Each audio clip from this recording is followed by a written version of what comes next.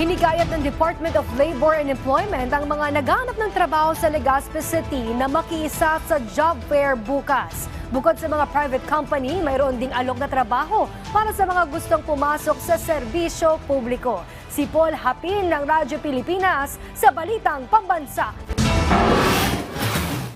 Sa layuning mapataas ang bilang ng mga Pilipinong may trabaho, muling magsasagawa ng job fair sa Legazpi City bukas. Batay sa inilabas na abiso ng Public Employment Services Office, isasagawa ang job fair sa Ibalong Centro for Recreation mula alas 9 ng umaga hanggang alas 4 ng hapon.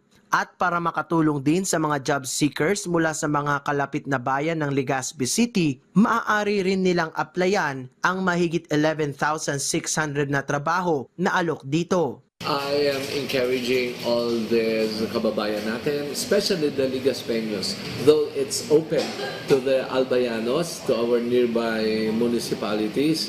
Hindi po kami niyan magbibigay ng, hindi ka pwede dahil hindi ka Legazpeño. It's open to all.